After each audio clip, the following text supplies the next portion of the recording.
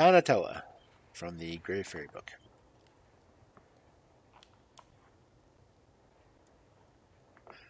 There was once upon a time a king who reigned over a country called Belo Pioho.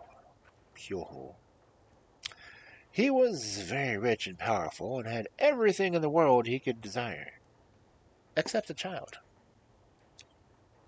But at last, after he had been married for many years, and was quite an old man, his wife Renzola presented him with a fine daughter, whom they called Cannetella. She grew up into a beautiful girl, and was tall and straight as a young fir tree. When she was 18 years old, her father called her to him and said, "You are of an age now, my daughter, to marry and settle down.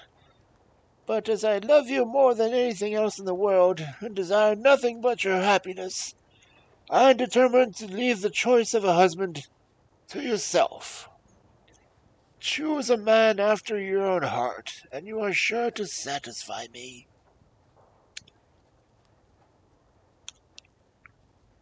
Cannetella thanked her father very much for his kindness and consideration, but told him that she had not the slightest wish to marry, and was quite determined to remain single.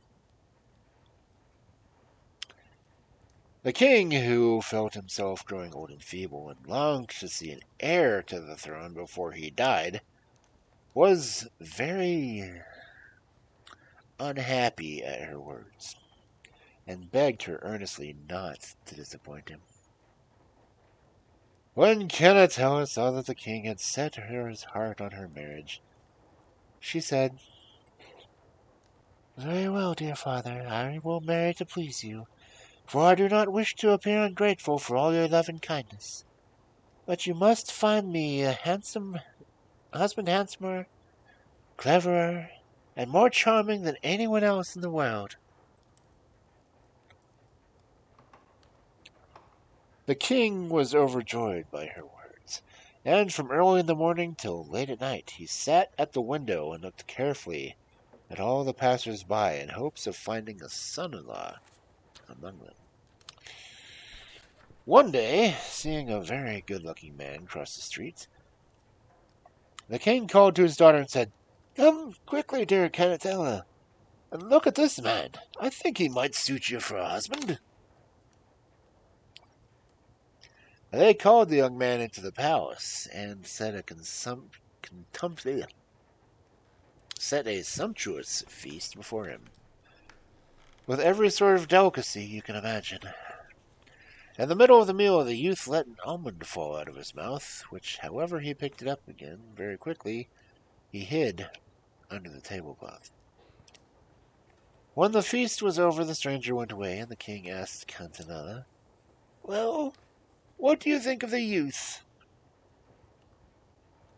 "I think he was a very clumsy wretch," replied Cannetella. "Fancy a man of his age letting an almond fall out of his mouth." When the king heard her answer, he returned to his watch at the window, and shortly afterwards a very handsome young man passed by. The king called instantly his daughter to come and see what she thought of the newcomer. "Go to him, Cannetella, and we may see him close."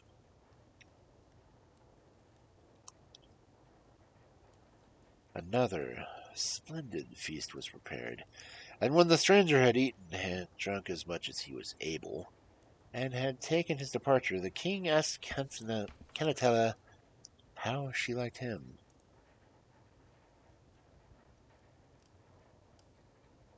"Not at all," replied his daughter. "What could you do with a man who requires at least 2 servants to help him on with his cloak, because he is too awkward to put it on properly himself?" "That's all you have against him," said the king, "and I see how the land lies. You are determined not to have a husband at all, but marry someone you shall, for I do not mean my name and house to die out."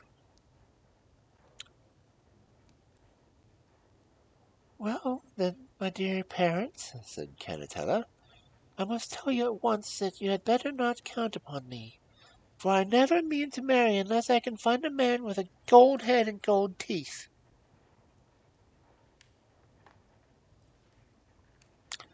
Okay. The king was very angry at finding his daughter was so obstinate. But as he always gave the girl her own way in everything, he issued a proclamation to effect that any man with a gold head and gold teeth might come forward and claim the princess as his bride. The kingdom of Belepujo as a wedding gift. Now, the king had a deadly enemy called Shiravante, who was a very powerful magician. No sooner had this man heard of the proclamation than he summoned his attendant spirits and commanded them to gild his head and teeth. The spirits said at first that the task was beyond their powers, and suggested that a pair of golden horns attached to his forehead would be both easier and a bit more comfortable to wear. But Siravante would allow no compromise, and insisted upon having a head and teeth of the finest gold. When it was fixed on his shoulders, he went for a stroll in front of the palace. And the king, seeing the very man he was in search of, called his daughter and said, "Just look out the window and you will find exactly what you want." Then, as Siravante was hurrying past, the king shouted to him, "Stop a minute, brother! Don't be in such a desperate haste. If you will step in here, you shall have my daughter for a wife, and I will send attendants with her, and as many horses and servants as you wish."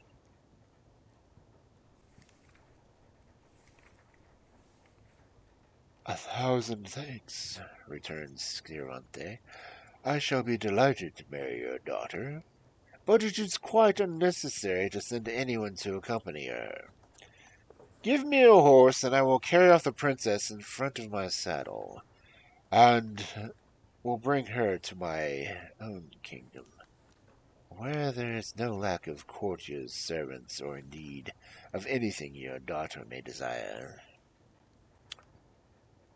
At first the king was very much against Cannetella's departing with this fashion, but finally Siravante got his way, and placing the princess before him on his horse, he set out for his own country.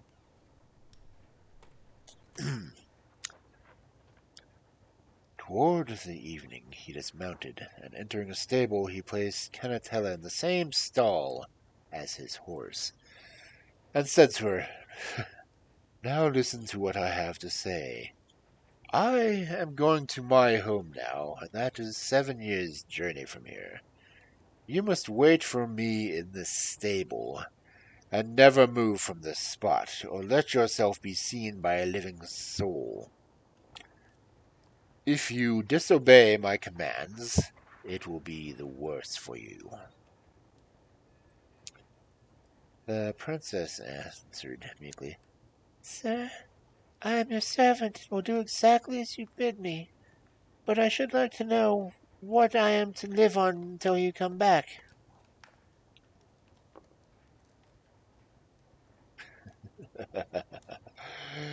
"You may take what the horses leave," said Cervantes. When the magician had left her, Cannetella felt very miserable and bitterly cursed the day she was born. She spent all of her time weeping and bemoaning the cruel fate that had driven her from the palace into a stable, from the soft cushions to a bed of straw, and from the dainties of her father's table to the food the horses left. She led this wretched life for a few months, and during that time she never saw who fed or watered the horses, for it was all done by invisible hands. One day, when she was more than usually happy, She perceived a little crack in the wall, through which she could see a beautiful garden with all manner of delicious fruits and flowers growing in it. The sight and smell of such delicacies were too much for poor Cannetella, and she said to herself, I will slip out quietly and pick a few oranges and grapes, and don't care what happens. Who is there to tell my husband what I do? And even if he should hear of my disobedience, he cannot make my life more miserable than it is already.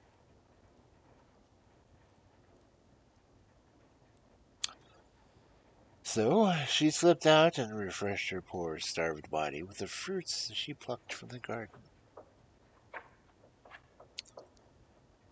But a short time afterwards her husband returned unexpectedly, and had one of the horses instantly told him that Cannetella had gone into the garden in his absence, and had stolen some oranges and grapes. Sciavante was furious when he heard this, and seizing a huge knife from his pocket, he threatened to kill his wife for her disobedience. But Cannetella threw herself at his feet and implored him to spare her life, saying that hunger drove even the wolf from the wood.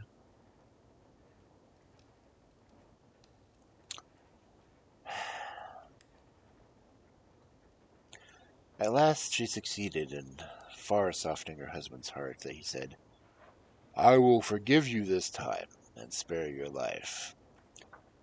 But if you disobey me again, and I hear on my return that you have as much as moved out of the stall, I will certainly kill you.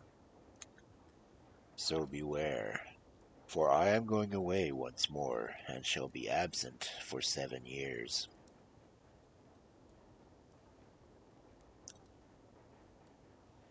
With these words he took his departure, and Cannetella burst into a flood of tears, and wringed her hands, and moaned, Why was I ever born to such a hard fate?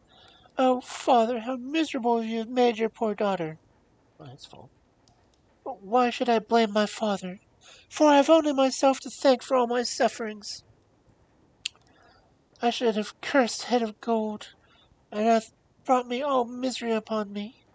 I am indeed punished for not doing as my father wished.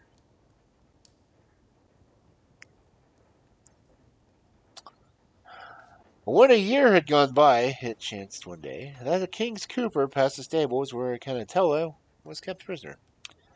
She recognized the man, and called him to come. At first he did not know the poor princess, and could not make out who it was that called him by name. But when he heard Cannetella's tale of woe, he hid her in a big empty barrel he had with him, partly because he was sorry for the poor girl, and even more because he wished to gain the king's favor.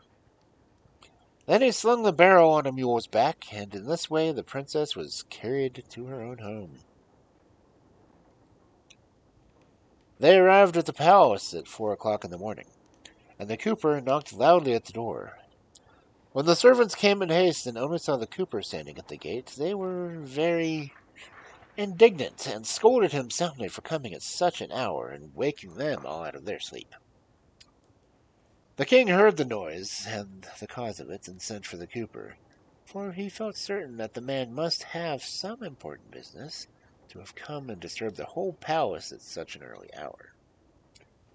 The cooper asked permission to unload his mule, and Cannetella crept out of the barrel.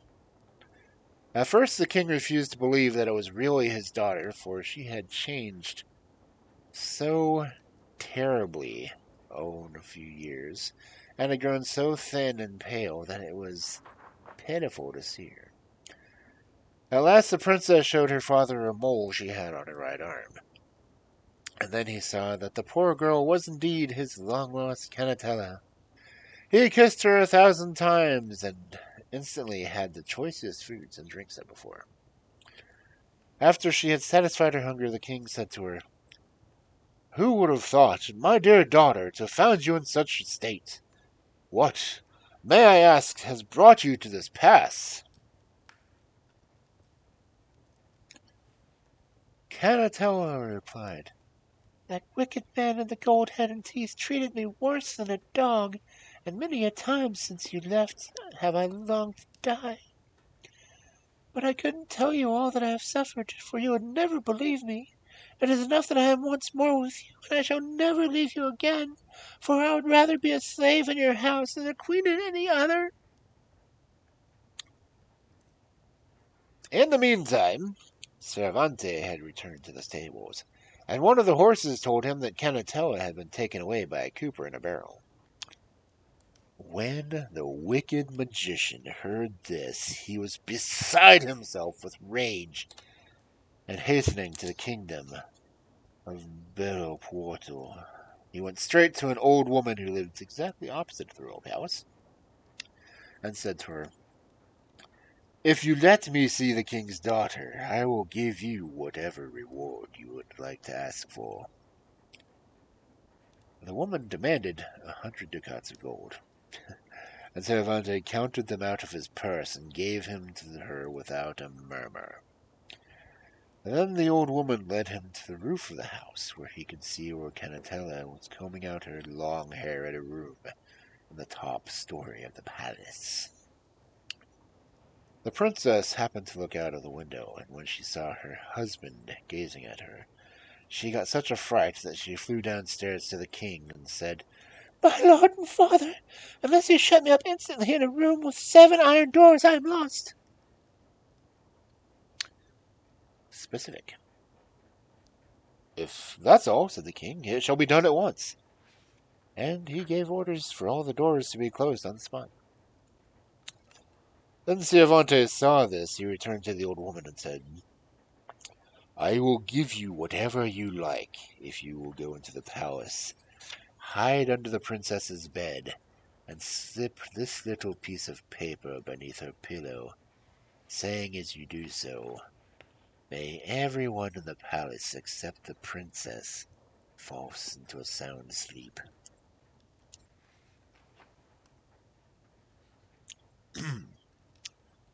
The old woman demanded another 100 golden ducats, and then proceeded to carry out the magician's wishes. No sooner had she slipped the piece of paper under Cannetella's pillow than all the people in the palace fell asleep, and only the princess remained awake.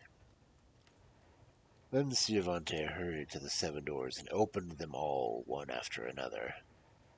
Cannetella screamed with terror when she saw her husband, but no one came to help her, for all the palace lay as if they were dead. The magician seized her in the bed on which she lay, and was going to carry her off with him, when the little piece of paper which the old woman had placed under her pillow fell to the floor. In an instant all the people in the palace woke up, and as Cannetella was still screaming for help, they rushed to her rescue. They seized Cervantes and put him to death.